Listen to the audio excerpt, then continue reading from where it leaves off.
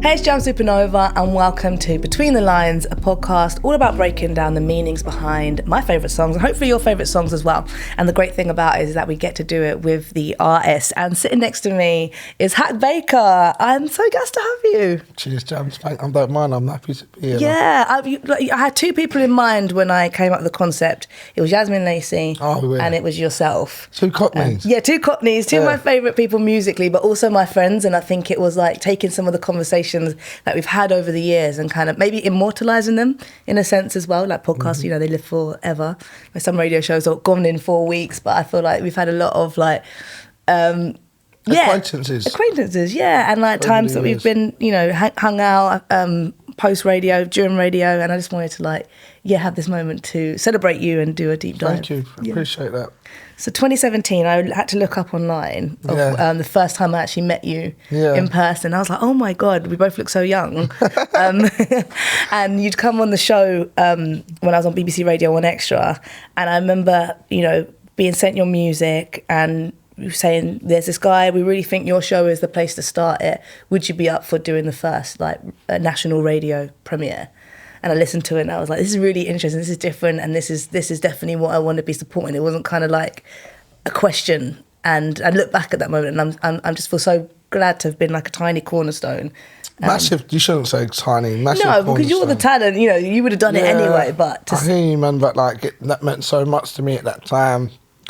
I was like at that time, I was like so far away from I am here. I was such a troubled young person, and to have that, you know, would let me know like this is the avenue that I should definitely be putting most of my energy into. I was like 1 foot in, 1 foot out, like definitely a man in 2 different worlds, 3 different worlds even. So like that just kind of drawed me towards the right thing. It's massive. Boys from East End Isle of Dogs don't get their tunes played on BBC 1 Extra, so just always grateful. So thank you. But you were doing it. It would have been a quite a daunting time because it wasn't like you were coming on 1 Extra with a rap song or R&B song, you know, or like something that's easily put into a box. You came into it, you know, as Hak Baker, with doing the genre that we hadn't at that point. Obviously, there have been, you know, lots of amazing black people within it, but at that point in time, there wasn't many of you to look to the left of and look to the right of and be like, you know. I've always just done what I want anyway.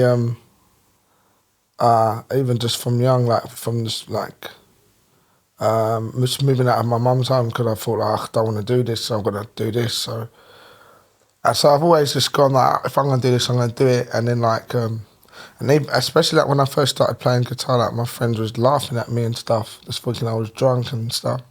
Not my great friends, but my friends. My great friends believe in me because they know what I can do. That didn't really bother me, really. Like I just thought that that's how I wanted to express myself at the time, and I'm a very expressive person.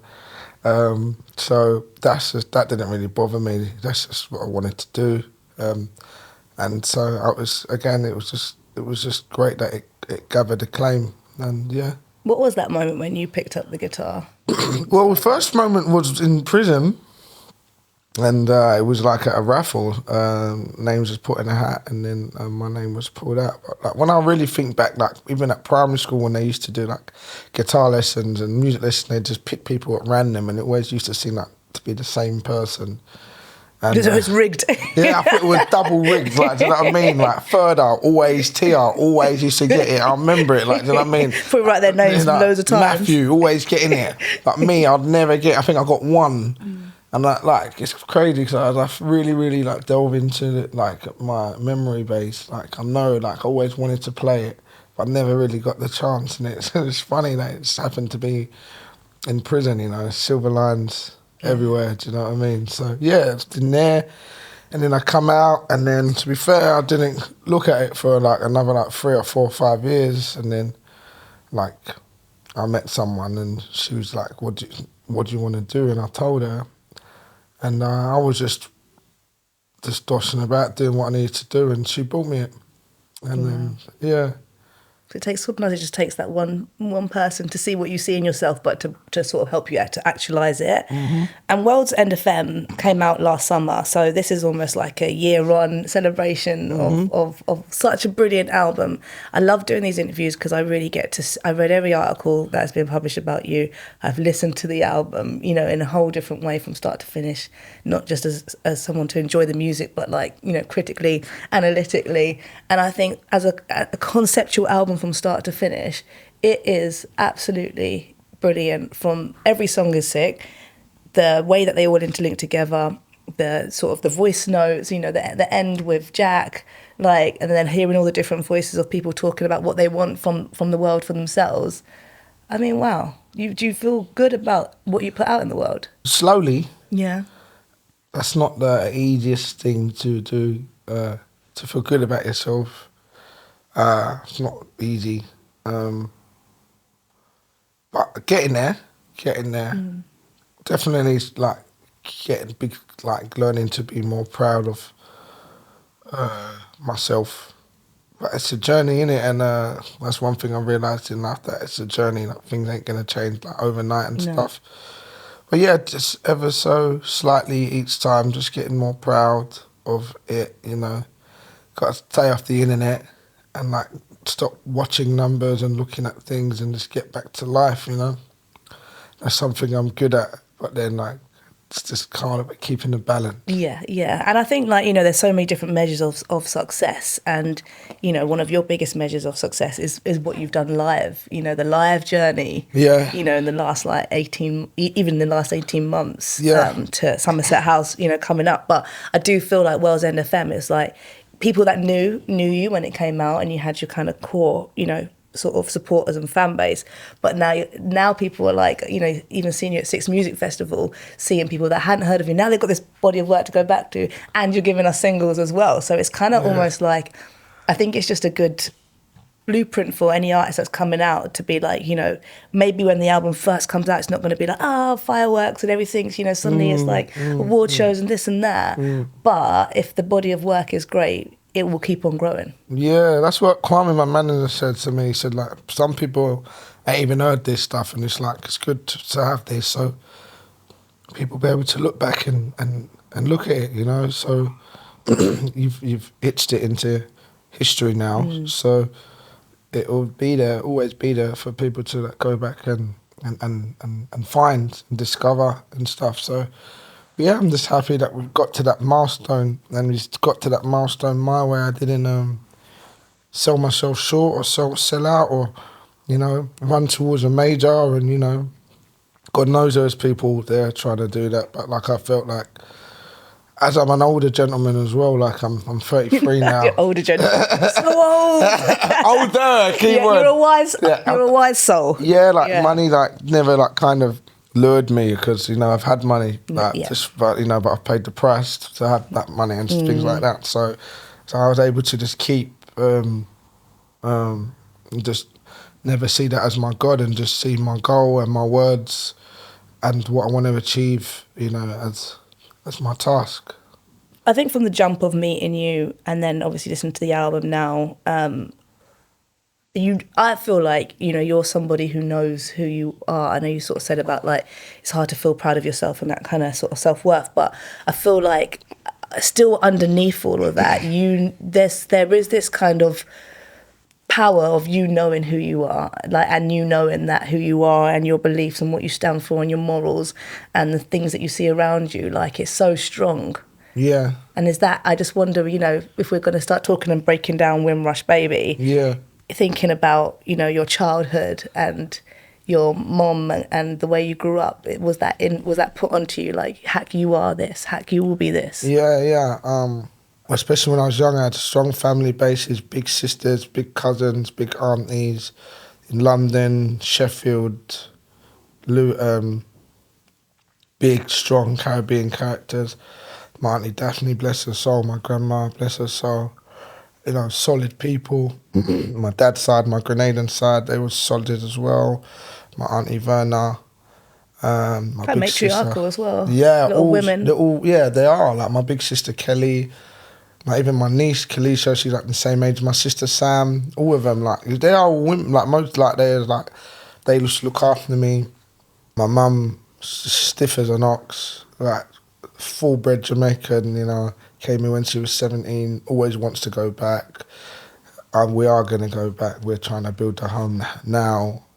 But I remember every Sunday she used to lay down my times table and lay down the books that I had to read, and then also she'd put down pieces of text and old black literatures which informed me of like black activists and black oralists and inventors, and yeah. So she always made me intensely aware of our history, and that the view of my people that is seen in the media and that is seen sensationally through entertainment is not who you are. And that's the best thing ever that she done to me. Yeah. Best thing ever, because immediately, like, I used to look at and go to school and see good people out on the street, and eventually I was turned and went over that way anyway. But like, I used to see kids out till late, playing out till late, and I would see kids talking to their parents in the most craziest ways, in which I still to this day think it's impossible to talk to their parents like that. We was all lost, but like, I used to see people that completely lost, that didn't know who they were, like even from an early stem, they just had no idea who they were. But I knew that I was an intelligent, inquisitive young black man who was capable of doing anything. Yeah. My mum told me that from young, my dad told me that from young, but especially my mum, you know. But then those things became, that net that she put over my head started to become a detriment, because she was so worried about me running into trouble and issues, and the other dogs being like at some point even being a BNP stronghold. Even though I didn't really see it or feel it, like she was just like, oh, you can't go out. And then eventually, you know, I was like, oh, I'm living here and I'm going to the school, I'm seeing all these crazy things, and I'm curious. So. Yeah. And my dad was not living with my mum, and he was there for a good time, but then eventually his opulence wore off, and then so then I was just a child of the street, really. And then that happened. But then at the same time with that, the people that I met and the friends that I made were very similar, like all coming from like broken homes, and trying to get away. Like one of my best friends, Taylor, he was like trying to get away, like living in a hostel.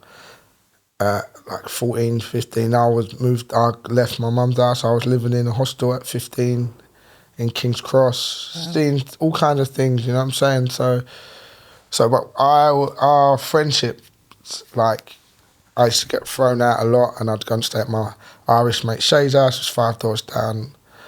I'd go and stay at Greg's house. He lived in Mile End in Beckton. Then I'd go and stay at my friend Tenanier's house.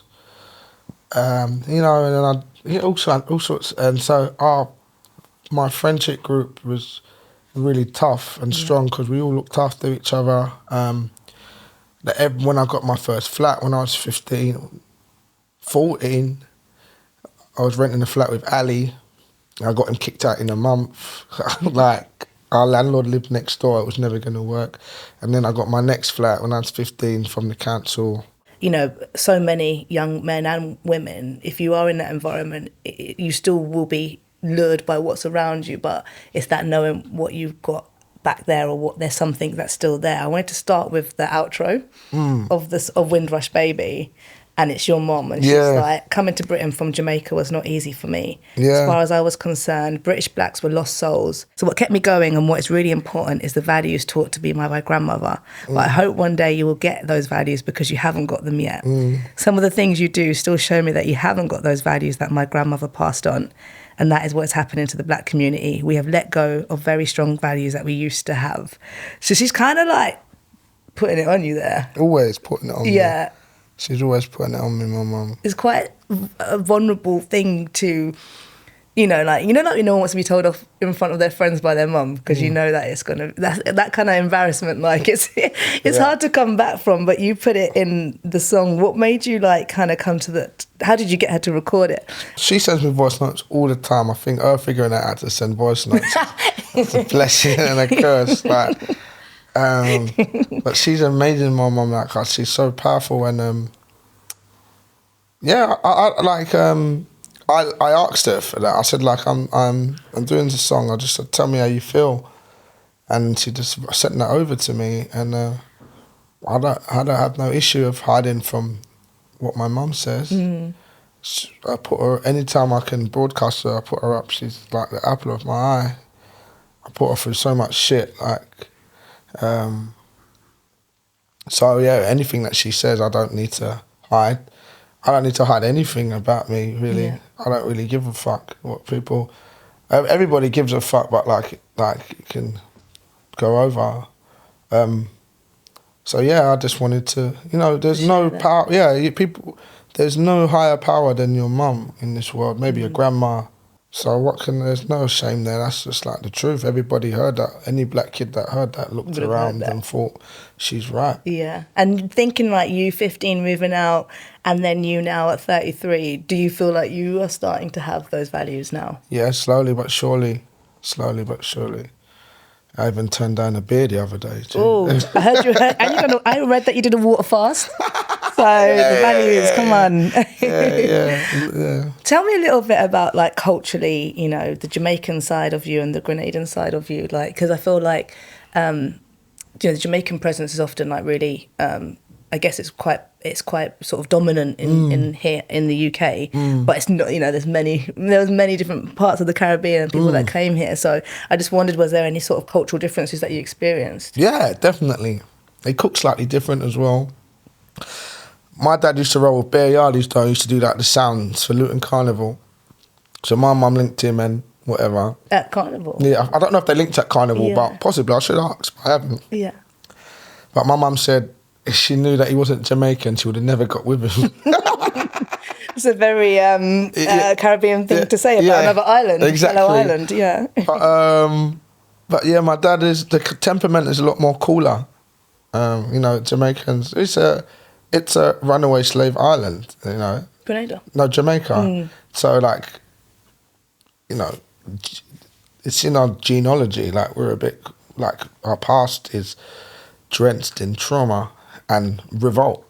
So like people don't, that's why I love history. And that's why I love what my mum taught me about Jamaica and stuff. So like people don't understand. Like you can't just eradicate 400, 500 years of slavery and ill treatment, and this is the hub of where all the bad slaves went, this island. So this is why we're a bit, this is why our music is... A little bit crazy. Yeah, that's what, exactly. The lyrics. Yeah, Grenadians I feel are a lot more chill temperament, and I feel like it's a lot more super family orientated. It's a lot more like, it's always about family with Grenadians, always. And I feel like my Jamaican side is like a lot more like, like, super closer to my Cockney side, you know what I mean? But the Grenadian side is super like even more Caribbean chilled and laid back, and everyone's eating food and, drinking and chilling, man. Yeah, super family orientated, and just, I love the diasporas and just the different sides of me that as I get older I realise where they stem from. Yeah, and where their roots are. And I think there's sort of like a mistruth that, when you were growing up watching like anything that was kind of like East End driven or East End dramas, it was very white cast. So you assumed that people from East London are predominantly white, which is not true. And one of the things I think I read that you said was like, you know, watching certain films, you'd be like, that's not my life. That's not what I'm seeing. There's so many of us together. Yeah, I don't think that's been portrayed on telly or in entertainment properly about true East End and uniforms and language and stuff. I think one of the main reasons why I think Jamaicans and East Ends had such a, because it's the language and the slang and the lingos. The best example I can give for this is Smiley culture. Cockney translation is like, people need to go and watch that video. It's one of the most amazing videos ever, and it just basically breaks down the languages between the Cockney sayings and what Jamaicans say. But bang, you know, ska music, you know, bang, right in the middle. Do you know what I mean? And it's just about, you know, lower.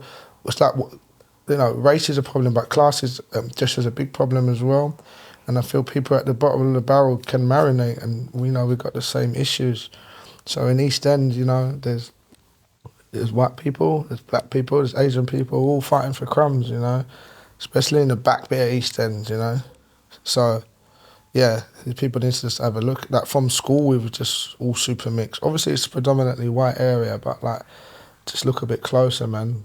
It's all happening. Yeah, definitely. And I feel like I'm South East, but and you know, we had Chinese, Vietnamese, big Somali community, big Turkish community. I just think of like Deptford High Street. It's all of that, but we all spoke the same. So you might go home and like you might eat slightly different, or you know, the sort of cultural differences will be at the house. But when you get to school, you talk the exact same. Everyone's like, well, go on, you know. Exactly. The melting pot is crazy. Like, it's mad. Like, it just brings me so much joy. Just like you say, like everyone's saying Wagwan, everyone's saying what's happening, everyone's saying easy, everyone's like, you know, everyone's like, and it's just like, and everyone's listening to music together. We're all going to the youth club together, you know. Yeah, it's just like, yeah, it's amazing. The jobs that we had, I mean, obviously our ancestors had the greatest job coming over in the 60s and whatnot. But, you know, everyone's did their part to get to where London is now, you know. Definitely. And now it's just, you know, it's hard to even see racism amongst young people, which is great.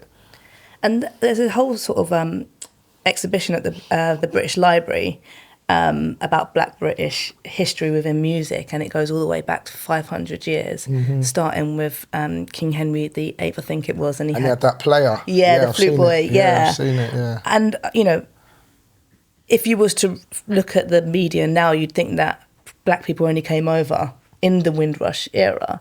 So for you, I know you've already got a strong sense of identity, but maybe for some of the people around you as well, what do you think it would have, you know, if we'd have known that from really early on, that black people have always been here, what do you think that would have done for a sense of self?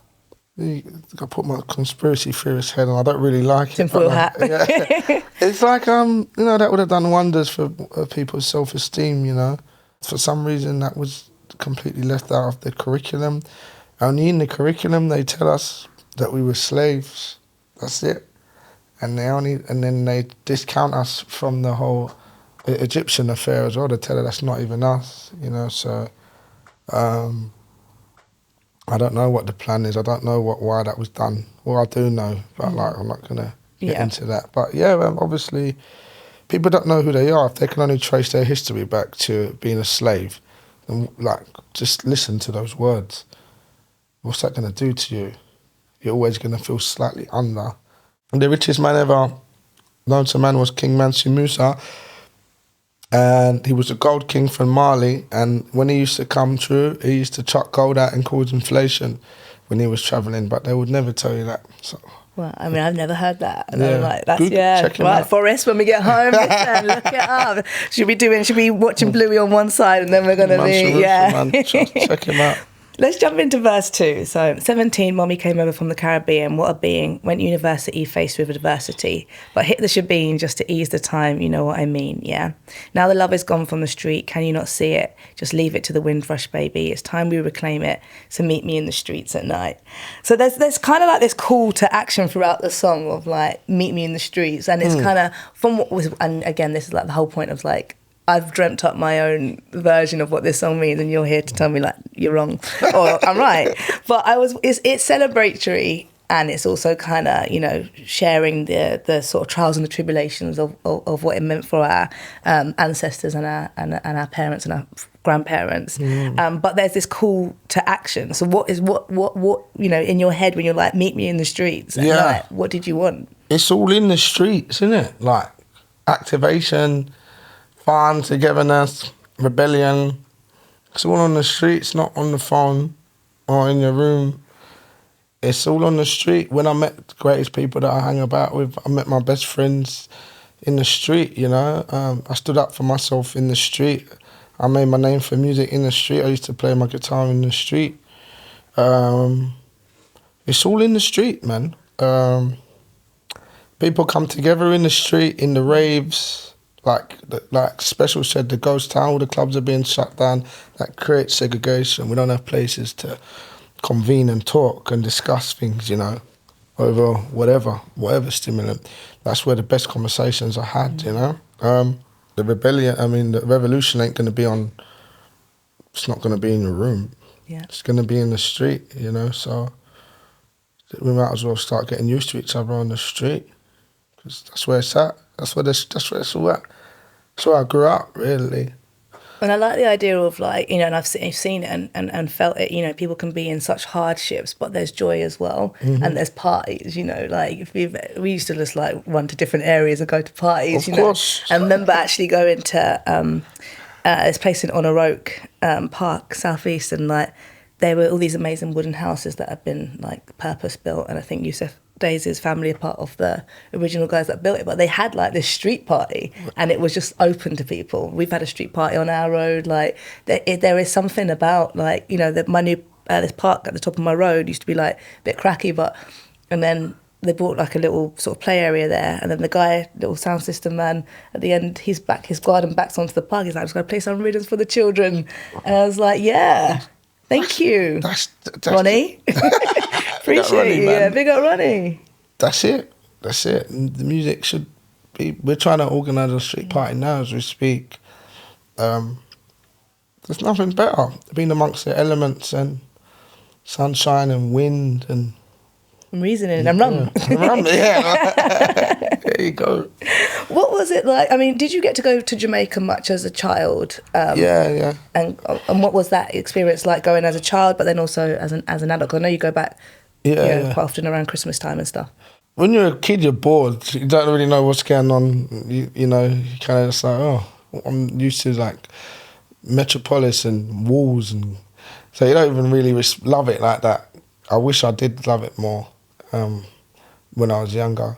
But you know, it kind of acclimatises you, and then you get used to it, and then you just see, when you're a kid, and you just see loads of people that are you. You go, oh, like just subconsciously, oh, this must be home. It must be. Seeing my great aunt, my great auntie, who I didn't really know she was, but I just know that my cousin had came over, was living in my mum's house. My cousin Arain and my cousin Fenton, they was living in my mum's whilst they came over and studied and stuff. You know, then meeting the reason why they exist, and she was so nice to me. She passed a couple of years ago, but she was like a head teacher at school. She was amazing. And then seeing my great-grandma's grave, who brought up my mum when my grand had to leave Jamaica, and left my mum there at 3 months. My mum never knew. And all the time when I was young, I just hear about Mocha, I don't know who she was. And then they showed me the grave, showed me who, and the importance of her, and how strong she was. I just used to see this photo of her and my mum for years. So, it was good.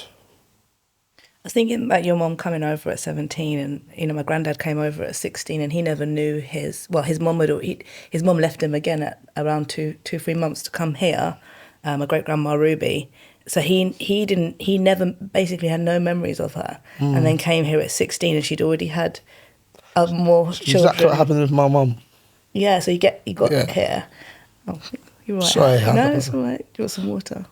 I'm all right. But yeah. It's exactly the same thing. Just thinking of those, what, you know, there's trauma on one side, but then there's also like more immediate of like, coming here and not knowing your parents and then meeting them. And then does it give you more? Well, my mum, I know personally that she suffered. She didn't know what to do. She just met these two brothers that she had. And I just like, as I get older, I just see myself in my mum so much, you know. I didn't realise, you know, how similar we was. Yeah. And it just takes all those instances as you download more information. It's just as, like when my grandma passed last year, I just got all this new information, you know, all these things. My mum spoke a bit and obviously we're sitting next to my grandma as she's going. And she's just telling me things that I never knew, you know, all these things. My grandma's telling me things that I never knew. Who they are. And why. Yeah. You know, it's always why. I didn't really understand things like why. Why didn't my uncle and my mum get along for years? Like, why did he used to beat my mum? Like, why is my mum so defensive? Why is my mum so, you know, like all these things. So it's all tumultuous history, but obviously a gracious and illustrious and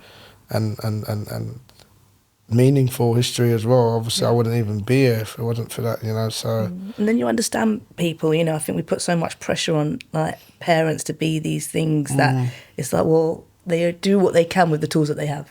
100%. Essentially, and then when you know what they've been through and what they've experienced, you know, I can't be mad at my granddad for not being a granddad in that way. He doesn't know how to be. I can't be mad at my mum when all she knows is go to work. That's all she's done. She went to uni. Back in the day, she used to put my sister at the back of the classroom when you could do that back in the, you know, and go and studied, you know. All she knows is work. And then, but I'm indoors thinking, where's mum? But mum's keeping the lights on. Yeah. Mum's studying and going to work. Mum's working 2 jobs, you know. So it's just when you take the superhero cape off their back and see them as human. I only managed to do that about my dad about 2-3 years ago because I felt like I developed this hate for him because he used to be such a good dad and come down and see me, but then he went jail. So what the fuck? What's he gonna do from there? Yeah. So and then that kind of like, I don't know, like I can't imagine what it is for a man to raise a man. I think that's what we all wanted. Jobs. Yeah, that's what we wanted, you know, dad, but he wasn't, you know what I mean? So then that was at the wrong time. Like 14, 15, it's like the wrong time to lose your dad. I jump into verse 1. So I'm just moving around because that's I cool, feel like cool. it. Yeah. How do you say it? Catastrophic. Yeah. Catastrophic. Yeah. Stuck in a backward gear, and a little angst of life. Yeah. The scaremonger scare, and from among us tear. Families from left to right. That's something what we've just been talking about. Yeah. I got a finger here next to my index spare. And I use it just to speak my mind. You know, I'm just a Windrush baby. No time for complaining. So meet me on the streets at night. You're so poetic. Like you write. You're not just a songwriter. You've written think pieces. I read that you're writing a book and a script. Yeah. Have you always been a wordsmith? Big up Miss Starkey, my secondary school teacher. She lives in South East London. She's still about. She's quite old. I need to go and see her before she passes. But she was the most amazing teacher ever. She was strict but fair and had a booming voice when she shouted. You listened. We go lower, like low register. No, it was like Cruella de Vil, sharp, scratchy, and boomy. And she wasn't fearful of kids at all. Like she was, you know, she said she was old school South East London, but spoke with such expression. And when she read, she walked around the room and was gesturing and amazing and would pick out people to read and would help people. And she was just the best. And she just made me fall in love with words.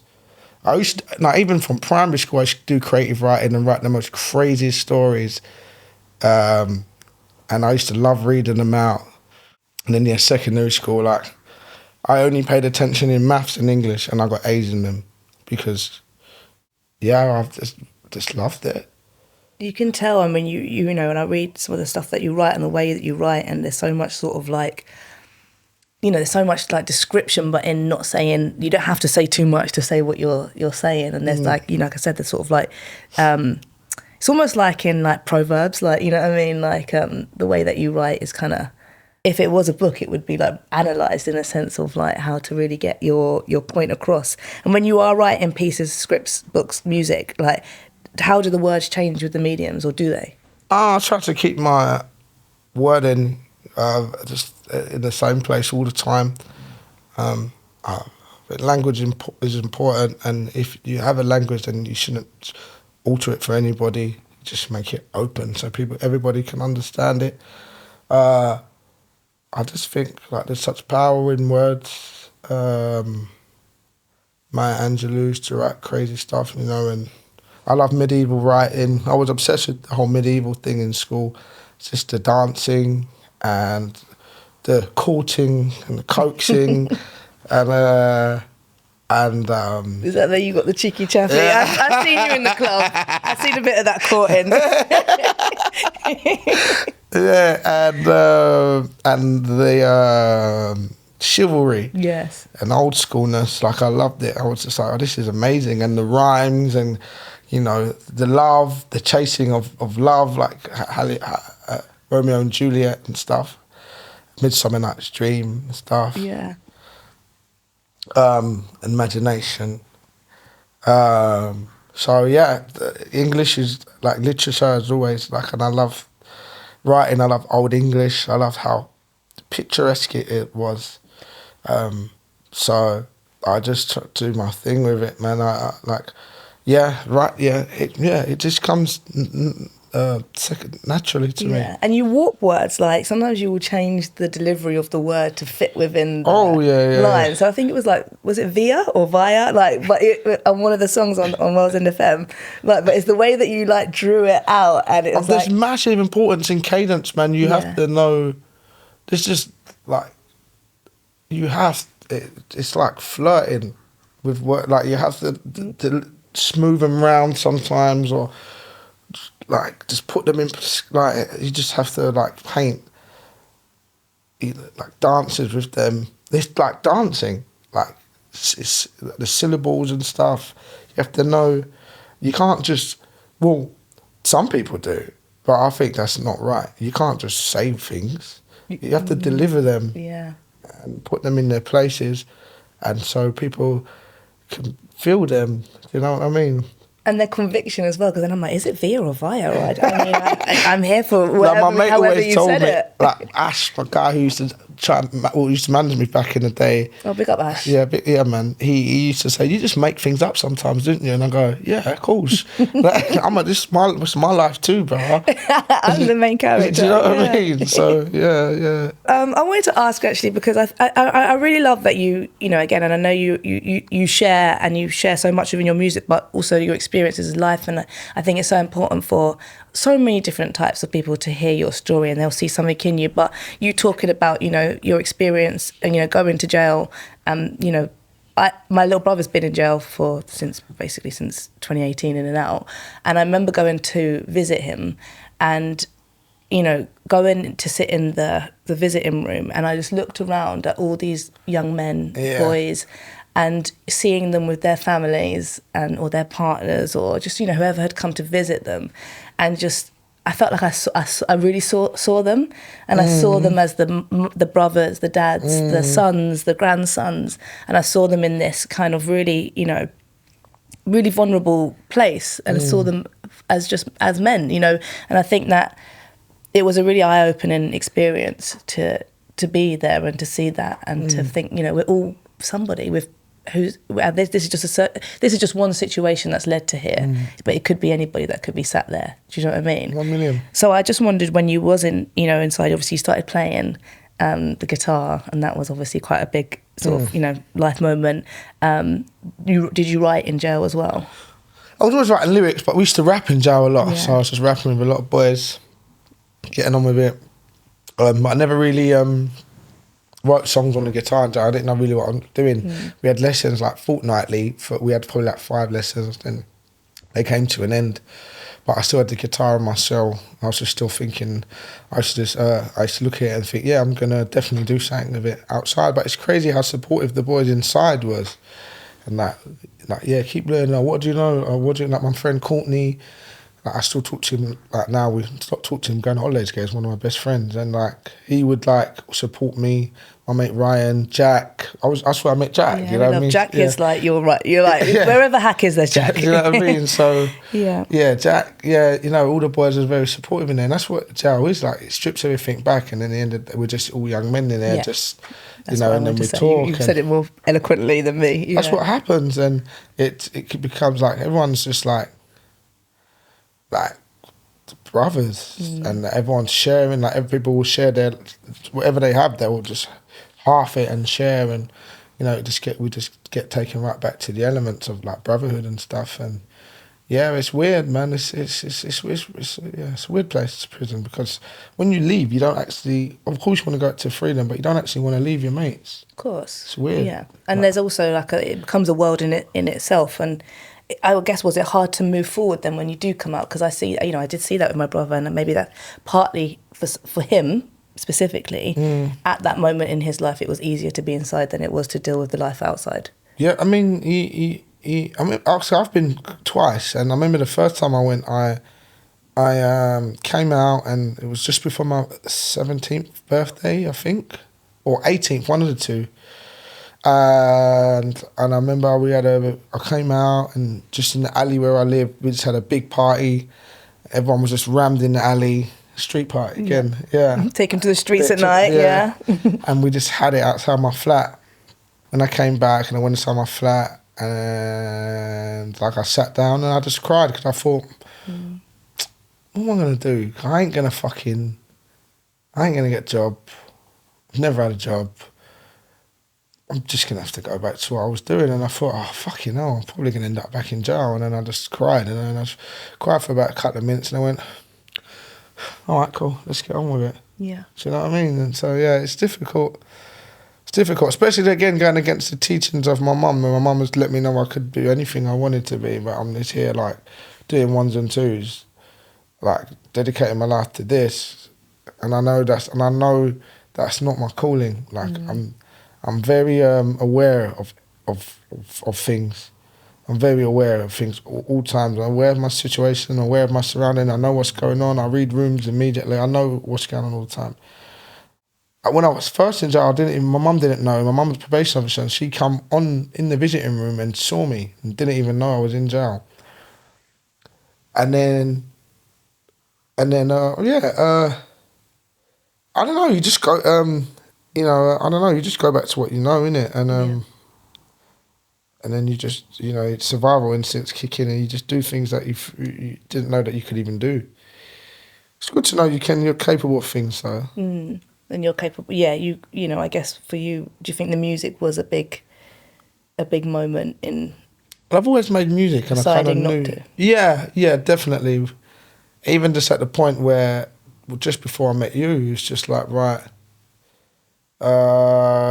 you need to take this seriously now. And I remember being in the studio with Ali for time, just stuck in between different worlds, and I'm like, he's just like, bro, you need to stay here. You know what I'm saying? And I would sleep there for like 3 days upstairs, just making tunes after tunes after tunes. Like, me and Ali have got hundreds of tunes that no one's heard. Like, I'd go there weekly and stay there for 3 days and just make tune after tune after tune.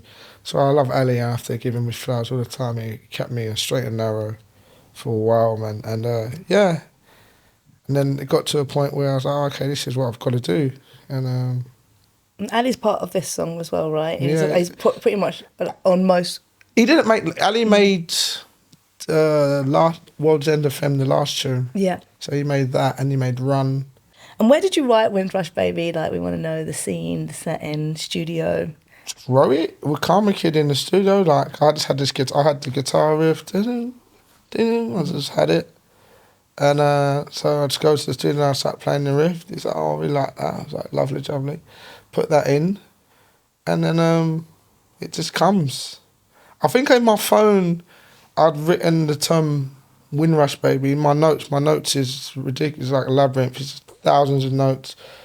And I just scroll through it sometimes when I'm in studio and I think, oh, I like that phrase, and then make a song out of it. So I saw Windrush Baby, and then so I went through and I thought, oh, so I wrote on the paper, and then the rest just comes.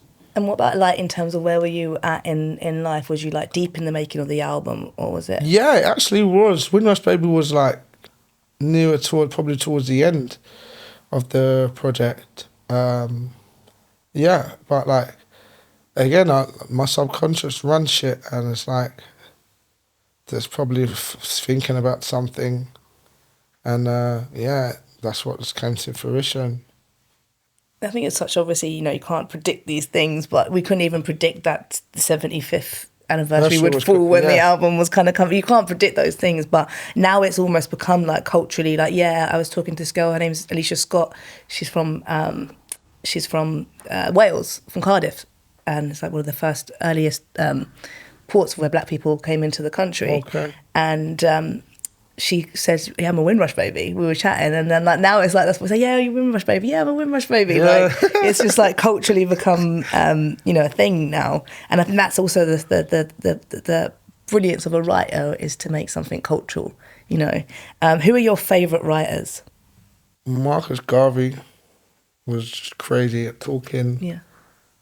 Martin Luther King as well. Freddie Hampton, probably the best orator of all time. But song lyrics, obviously, it's Bob Marley, Damian Marley, Fleetwood Mac, Busta Rhymes. Yeah, and just like other weird people like Midlake, and a guy called Sun Kill Moon. Obviously, like Freddie McGregor, Woodrow Banton. Those guys. I think Bob Marley seems to be the resounding thread with everyone that we've sort of spoken to. A lot of people have said Bob Marley. Yeah, because he had like the skill to say things with the least amount of words. And that's the most important skill. Ali used to always tell me that as well. He said, you love words, but sometimes say less. Yeah. I was like, oh, okay, I'll get that. And like Fleetwood Mac, then what is it about that writing? It's all about love, isn't it? Yeah. No, you're a soppy bastard. Yeah, I'm the soppiest guy who eludes love, though. Like, as much as I want it, but that's just down to myself. Immediately when we start speaking about therapy and stuff, that's the next chapter of myself. But yeah, big, like, love is just like, I watched some meme the other day. There was a family of ducks and ducklings, and one of them was frozen under the water and passed, and the other, I don't know, it said the male, but in the comments said it was the female, so whatever. The other partner was just staying there with like 5 other ducklings and wouldn't move.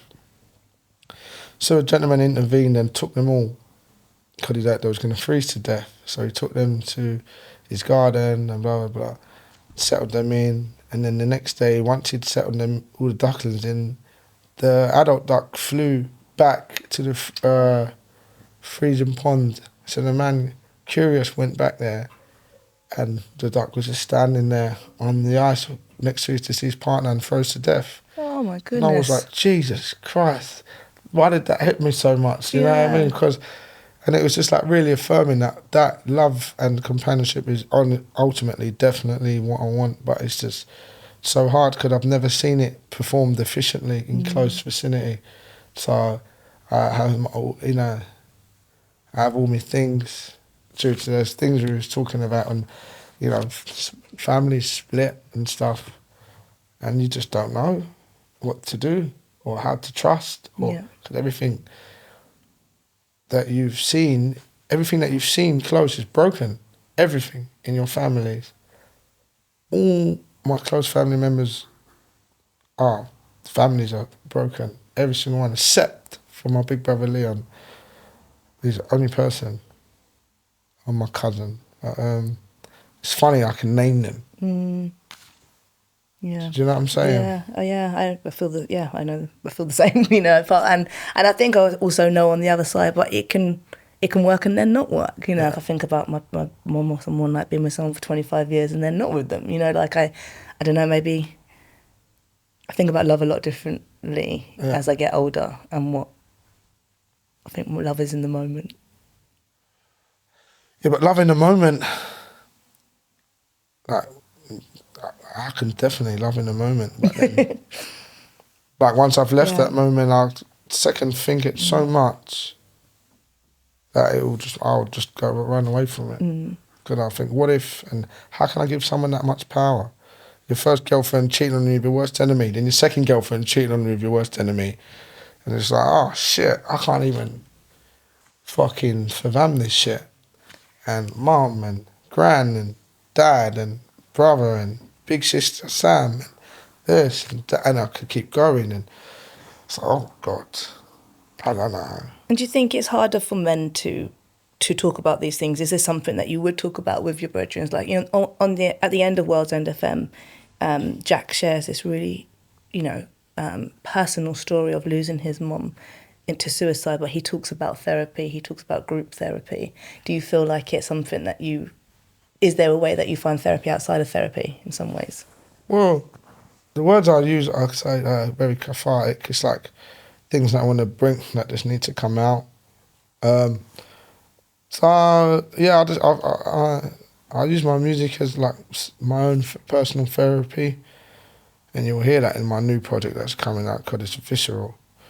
But yeah, man, I mean, it's difficult. It's difficult, especially like we're still in that old school crux. We're still like, be strong, look after, shit happens, get on with it, you know. So we're just bit by bit, we're just trying to break that down, and allow ourselves to receive help, you know. Yeah.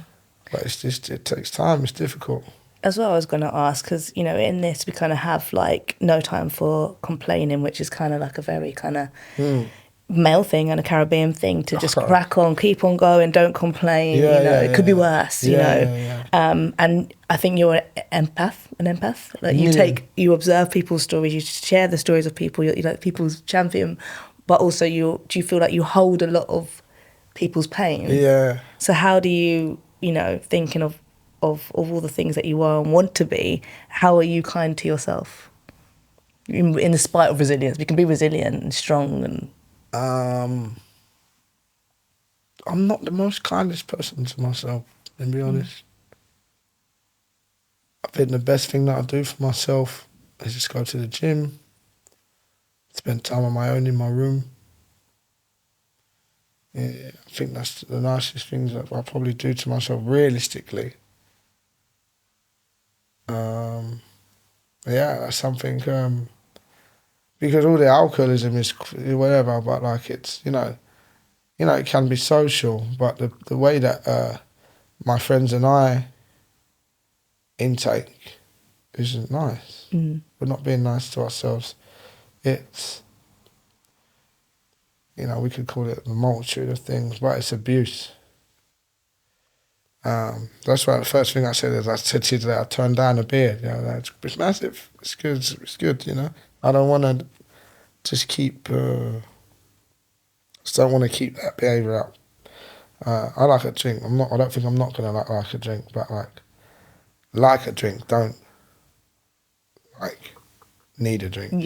Yeah. And I think it's so hard in music. Again, this is something that we spoke about quite a lot on this podcast, and it's something like every day to have a wine or not to have a wine. And, you know, and it's like, it's easy. Sometimes the most enjoyable thing is at my house on my own, you know, and then that's just on top of going out and on top of being sociable, which is your job to be sociable. So it's like, yeah, I think in this industry, one of the hardest things is to not drink. And I really commend anybody that doesn't drink. And I know that I enjoy drinking, but I really have to, every week is like, not that much this week, a little bit less this week. And then I fall off again, and then we go back again, and it's constant. But I guess it's kind of having it, it's the awareness, isn't it? Yeah, the awareness is, I mean, I don't parade through like the music industry and go to places, and I realised that I don't really like, and not in a bad way, but I don't really get people are not like me. Like I'm like, and people like play up and stuff, and that's not really like what I do. So I've been staying away from a lot of the industry parties and that lately, because I just think that I can't really see my friends here. Yeah. I just see like opportunists and people that want to be famous, and those people make me sick. So. And they're not the people you want to be drunk in front of, trust exactly, me. Because you end up saying things. Yeah. I'm like, who did I heckle? Yeah, exactly. I can see, I know you'd be like that as well. It's good. But I've definitely been out and said the craziest things in front of people that don't understand me and so... Yeah. And people that I don't quite fucking like, so it's just call a spade a spade. So, So I need to dance, I need to cheer, have a laugh and persevere. Just meet me on the streets at night. That's one of the pre-choruses. Yeah. So we talked about the music that you're making now, and you've got a whole EP coming. Yeah. We've had Taskmaster. Yeah. Lovely will be out. What are you writing about now? Like, what's the themes? So this is like, I feel like a purging element, and it's like just to openly say things that I know that I don't like about myself, but like not like in a ghastly manner, in a like very fun, dancey way. Like, this is what's wrong. This is what I've been doing. This is what I have done. This is a life that I'm trying to grow away from now, and I've been trying to do it for a while, but maybe I haven't been able to be honest enough with myself. But now I am, and I'm just like, I'm sick to death of this and that. So let me get this all out there, and let me exhibit my pains and my angst and my lusts and my loves, and just get it all out there, say out in the open, and connect with the people once again for saying things that I know that most people are feeling, especially like a lot of broken home people are feeling, and a lot of people who are sad within themselves are feeling. But you just got to say these things out loud. You got to cry out loud, and you got to purge. So this this EP is about getting all those pains out in the open, chucking them out there, and then hopefully making that conscious decision to actively move on and become more of a grown-up. Yeah. I think the first thing you ever said to me in 2017 in that interview is like, I'm here for the misfits. Yeah. I'm the voice of the misfits. And I feel like now you're a voice of a generation. And I think what you speak about so poignantly sums up what so many 30-somethings, 28, 30-somethings are going to be, feeling in this, especially in the UK, especially within how we've grown up and what we're dealing with as we go further into adulthood. So what are your hopes for the Windrush Baby's baby? Like, if you could, looking back at like your family, like going all the way back and coming all the way forward, what would you want for the next Windrush Baby? To not have to think so much about their colour. We have to, sometimes we have to remember what we look like. And that's long. Like, how many times people come up to me and go, oh, you're not what I expect you to look like. I'm like, I just want to punch him in the face. Just like, come on. Maybe 30 years ago you could say that to me, but what? Do you know what I mean? Like, and it's just like long. Like, I'm a Cockney Dreads. There's thousands of Cockneys. Like, how can you There's not? Loads of us come to East come to South East, go to West. Yeah. What are you talking about? Yeah. So I just like them to not have to think about that, and not have to think about who they want to fall in love with. They can fall in love with white person, Chinese person, Indian person, whatever. Our culture sometimes, and I get it. Understand why, but you shouldn't have to think about who you fall in love with. Yeah. Because of to have to preserve something, and that's from the trauma we know. Yeah, exactly that. Do you know what I'm saying? Yeah. I get it. But man, just let that be, man, and that's just another thing that's holding us back, man. That's another thing that they can use. They've been using divide and conquer on us for so many years, probably millenniums. Slavery's not new. It's not new at all. So let's just not let people have that power on anything anymore, because, our existence is becoming horrible. And, you know, the closer we are together, we can create small joys anywhere. Yeah. So I think we're going to need a lot of small joys in the coming years. We're not going to have such huge sensational joys and raves and this and that because, you know, there's so much war happening and you can just feel it hovering over our heads like something that we don't like to talk about. You know, the things that are happening in the Middle East, the atrocities over there. You know, geopolitically, it's going to affect us all, unfortunately. So, closer we are, the better we are. Definitely. We always ask, what line would you, from the song, to leave the people with? Emancipate yourself from mental slavery. Oh yeah, your song. Oh, my song. Love that line though. Big up, Bob. That was a good one. Yeah. Springing off of that into Windrush Baby, a line from the song. Just meet me on the streets at night, man. And kind of going back to what you said, and yeah, strip it back to basics. We should get back to basics. Let's get together, man. Oh, thank you so much, Hak Baker. It's been a pleasure. Thanks, Jamz. That felt good. Comfortable around you, so I spoke, got things off my chest that I've been personally thinking about lately. So, thank you to you. Exactly. Cheers. Oh man, give me a hug. Thank you, Hak. It's all right, Appreciate you. Thank you.